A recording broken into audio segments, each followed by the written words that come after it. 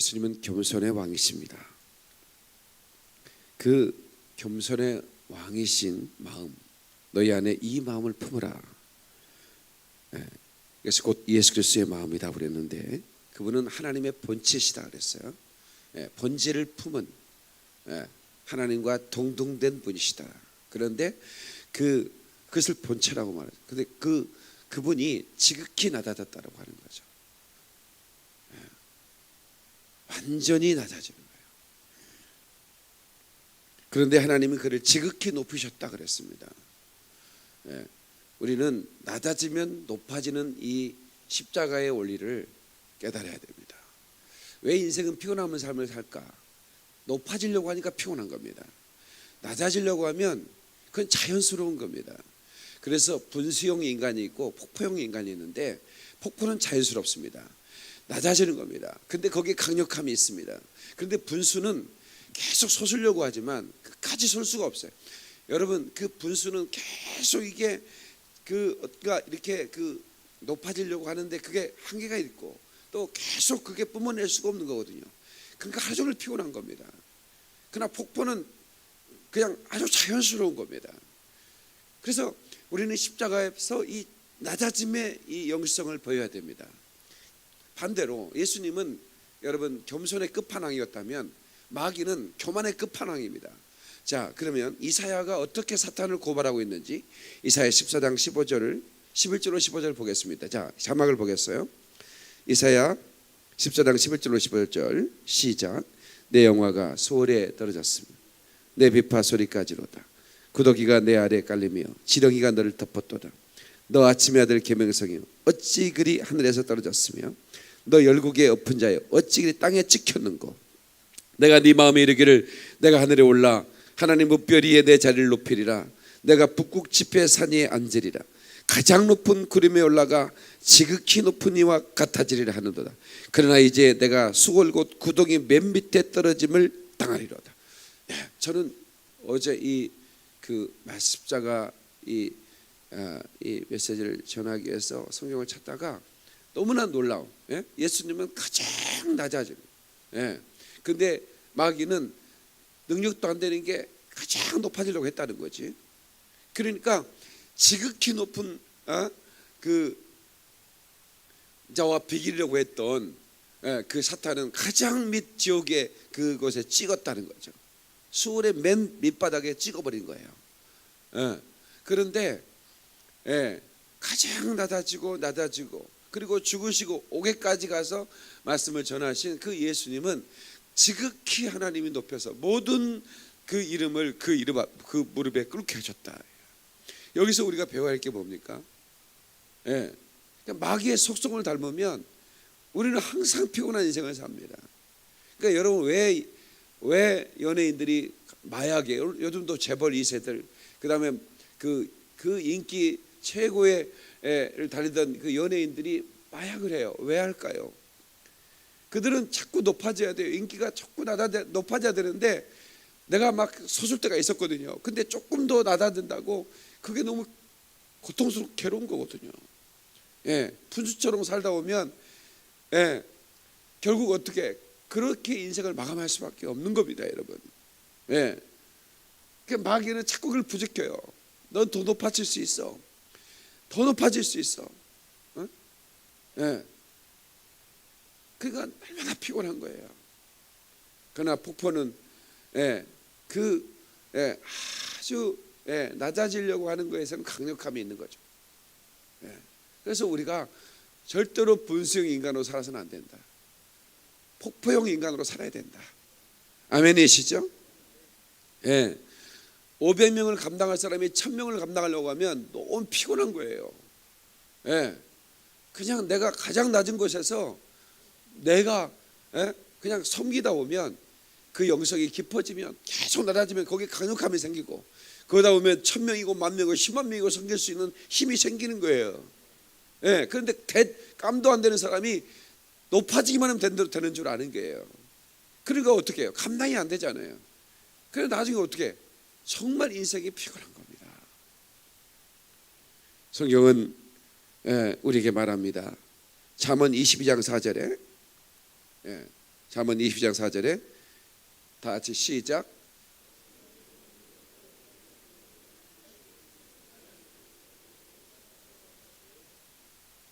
미안합니다. 22장 4절인데 22장 4절인데 내가 잘못 카톡으로 보냈구나. 22장 4절에 겸손과 여호와를 경외함의 보상은 재물과 영광과 생명이라. 다 같이 겸손과 여호와를 경외함의 보상은 재물과 영광과 생명이니라. 아멘. 그러니까 겸손한 자에게 보상을 주시는데, 겸손한 자가 하나님을 경외하죠. 그러니까 기도가 가장 겸손한 사람들이 할 수 있는 행위입니다. 다시 기도는 가장 겸손한 행위다. 교만한 사람 기도 안 합니다. 내가 왜 기도해야 돼? 모든 거 다 내가 할 수 있는데. 그러니까 안 하는 거예요. 그러니까 여러분, 이 새벽에 여러분들이 기도한다는 것은 가장 겸손한 거예요. 하나님 이 겸손한, 지극히 겸손한 사람들에게 하나님 은혜를 베풀어 줄 줄을 믿습니다. 여러분. 아멘이시죠? 가장 겸손한 행위가 기도예요. 무릎 꿇고 하나님께 엎드려, 하나님 저는 부족한 사람입니다. 하나님 연약한 사람입니다. D.L. 무디가 초등학교도 나오지 않는 사람이에요. 구두 닦기였죠. 구두를 닦는 사람, 슈샤인 보이였어요. 그런데 이 사람이 정말 하나님을 만난 거예요. 어렸을 때. 그래서 늘 구두를 닦으면서 기도를 하고. 그런데 자기가 나이가 들어 뭔가 봉사하고 싶은 거죠. 그런데 이 가방끈이 짧다고 그러잖아요. 그러니까 이게 교사를 하고 싶은데 가방끈이 짧으니까 내가 할 수 있을까? 자기 자신도 의심스러운 거예요. 근데 교회 학교 부장 선생님이 그러는 거예요. 당신이 교사를 하고 싶으면 지금부터 전도를 하십시오. 전도를 해서 당신의 반을 만드셔서 당신이 그 아이들을 가르치십시오. 그러니까 거리에 그는 늘 거리에 있으니까 거리에 나가서 아이들에게 복음을 전하기 시작했는데, 놀라운 것은 무디의 학생, 그러니까 무디의 스튜던트라고 그래요. 무디의 학생들이 하나에 시작해서 얼마 안 가서 수천 명이 이르렀습니다. 주일학교 아이들이. 그러니까 무디의 그 전도, 복음 전도를 듣고 주일학교 아이들이 모여들기 시작하는 거예요. 참으로 놀라운 일이 벌어져요. 그래서 지금도 이제 무디 대학이 있죠. 무디를 개념하는 신학대학이 있습니다. 근데 그 무디가 복음을 전하면 수많은 회중이 회심을 합니다. 그래서 크리스천 기자가 무디를 인터뷰하기 위해서 갔는데, 무디가 기도 시간인 거예요. 근데 안 나오는 거예요. 1시간이 지나도 2시간이 지나도 안 나오는 거예요. 근데 그 기자가 도대체 뭐라고 기도하나 하고 들어봤더니 이렇게 기도하는 거예요. 하나님, 무디는 약합니다. 무디는 약합니다. 전능하신 하나님 내게 힘 주십시오. 계속 그 기도가 흘러나오는 거예요. 인터뷰할 필요가 없죠. 당신은 왜 이렇게 많은 사람들을, 회중들을 이끌고 회중들을 변화시키는가, 그거 물어보고 가는데 답이 나왔잖아요. 그는 겸손해. 그는 기도로 무릎으로 살았고, 그리고 그가 기도하는 거예요. 나는 약하다는 거예요. 나는 약하다는 거예요. 기도는 뭡니까? 나의 약함을 인정하고 전능하신 하나님의 계획을 구하는 거 아니겠습니까? 그러니까 하나님과 재물과 영광과 생명이다 이게요. 저는 목회할 때 생명 목회를 하고 싶었습니다.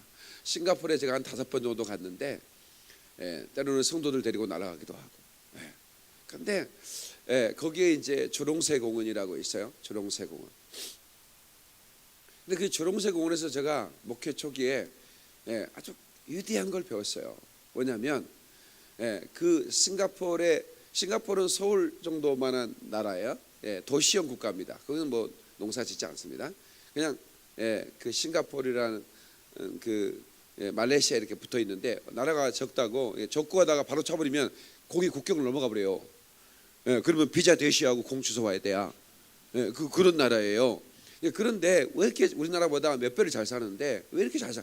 그 대부분 중국 사람들이고 그리고 이제 한 10 내지 20%가 말레이시아계 사람인데 중국 사람이 그렇게 깨끗할 수가 없어요. 중국 사람들은 원래 머리 안 감, 일주일에 한 번씩 안 감아요. 그리고 이게 떡이 져요. 이게 난 무스 바른 자한테 떡이더라고 이게. 그런 사람들인데 그렇게 깨끗해요. 이게 중국계 사람들인데 그렇게 깨끗할까? 싱가포르 사람 껌 뱉으면 100만 원 벌금 내야 되는 거 아시죠? 나 화장실에서 나왔는데 갑자기 내가 나온 데를 바로 그 화장실 청소한 사람이 바로 들어가는 거야. 뭘 하기라듯이 들어가는 거야. 기분이 상당히 상하더라고. 내 응가는 이미 내렸는데 왜 응가를 보려고 그러나? 이게 들어갔는데 만약에 물을 안 내리거나 이 벌금이 바로 벌금이 나가는 거예요. 처음 듣는 얘기요? 껌을 씹어도 벌금이요.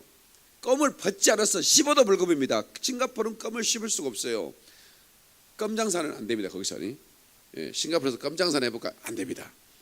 그만큼 청결해. 나라 전체가 완전히 공원입니다. 뭘 하나 빈틈이 없이 만들어놨어요. 근데 거기에 최고의 빌딩 다 우리나라 사람들이 짓죠. 거기에 막 이렇게 막 빌딩이 연결돼가 다리 돼가지고 막 거기서 막 그 옥상에서 수영하는 것 그거 다 우리나라 짓인 거고요.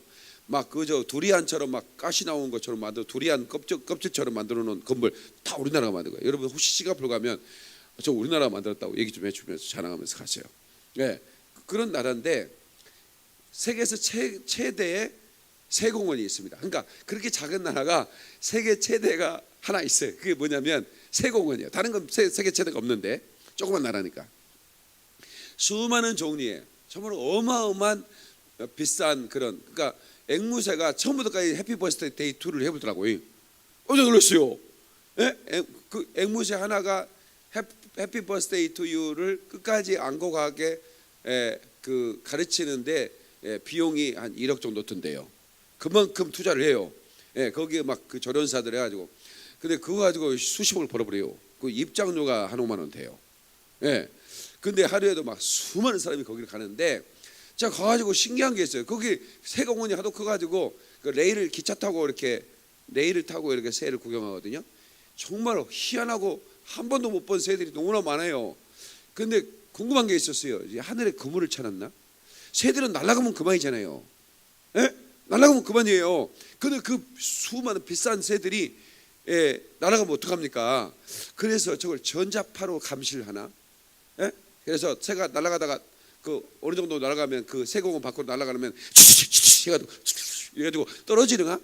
이게 궁금하잖아요. 그래서 내가 갈리나한테 몇 번을 물어봤어요. 처음에는 그냥 웃기만 하다가 하도 물어보니까 대답을 해줘. 이렇게 얘기를 하는 거예요.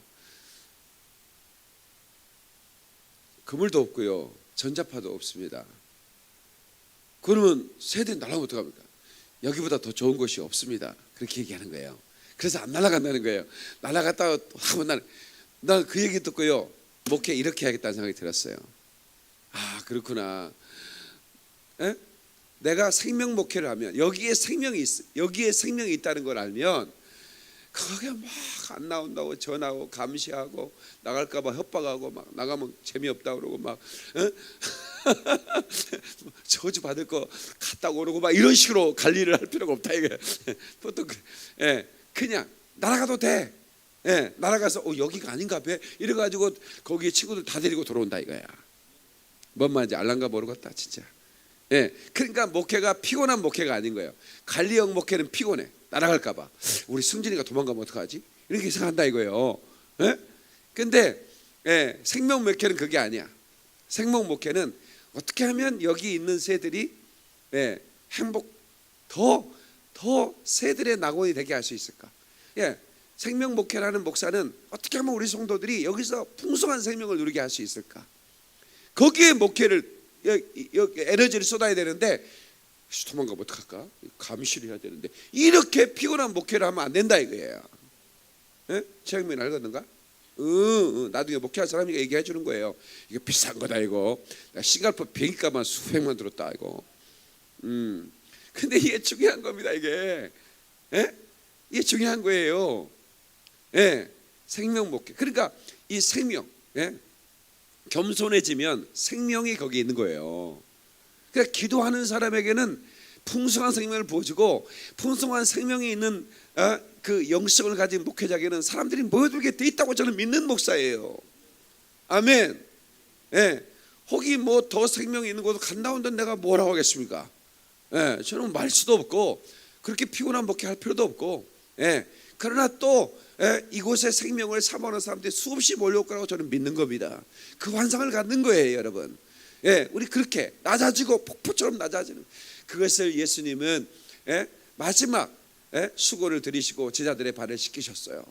그래서 베드로가 어떻게 제가 주님이 발을 씻겨드려야 주님이 제 발을 씻겼습니까? 베드로가 막 항의를 하다가 내가 너희 발을 씻어주지 않으면 내가 너와 상관이 없다 이렇게 얘기하는 거예요. 예. 그러니까 제자가 바닥 옷까지 막 벗으려고 그러는 거예요. 그러면 나 머리도 제가 샤워도 좀 해주십시오 이러려고 하는 거예요. 베드로야 발이면 됐다 이렇게. 너무 좀 씻고 다녀라 이렇게 이제 한마디 했을 거 아닙니까? 성경에는 안 나왔지만. 그러면서 마지막에 이렇게 얘기합니다. 너희도 이와 같이 하라. 그 뭐예요? 그리스도인들은 바로 이렇게 겸손의 삶을 살아야 하나님이 높여주시는 겁니다. 아멘. 아멘. 그렇게 작정하신 분 아멘 하십시다. 그래서 2019년 우리 고난주간 특세를 통해서 아주 누가 안 알아도 돼. 여러분 우리요 누가 알아주기를 바라. 이게 분수형 인간입니다. 그 인생 피곤하게 되어 있습니다. 안 알아주면 어떻습니까? 폭포처럼 낮아지면 되지. 계속 내가 필요한 곳에 그 물을 공급하고 낮아지는 거지. 그러면 하나님께서 그를 지극히 높이신다는 약속이 있다는 걸 믿으시기 바랍니다. 아멘이시죠? 예. 그래서 우리 절대로 피곤한 옆 사람이 우리 겸손하게 삽시다 인사하세요. 예. 그러며 그래야 여러분 생명력 있는 삶을 살고 행복한 삶을 사는 겁니다. 그 왜 다른 사람이 나를 안 알아주지? 이게 얼마나 피곤합니까? 예? 분수처럼 말이죠. 내가 올라왔지 않냐 이거야. 왜 나를 못 알아주냐 이거야. 예? 이때 나를 좀 이게 얼마나 피곤하냐고. 절대로 그러지 마세요. 낮아지고 엎드려 하나님 앞에 엎드리는 거야. 그러면 하나님이 그에게 재물과 영광과 생명을 준다 그 말이지. 재물과 영광과 생명이 있는 곳에는 사람들이 모이게 돼 있는 거예요. 여러분 그래서 여러분들이 마음껏 여러분 그 생명을 누리고 남은 생을 사시기를 예수 이름으로 축원합니다. 예수 이름으로 축원합니다. 예수 이름으로 축원합니다. 두 손 먼저 들고 우리 주여 3대 동수로 기도합니다. 주여 주여 주여. 거룩하신 하나님 아버지, 이제 우리 십자가의 영성을 닮아 겸손히 낮아지게 하여 주시옵소서. 겸손하게 낮아지게 도와주시옵소서.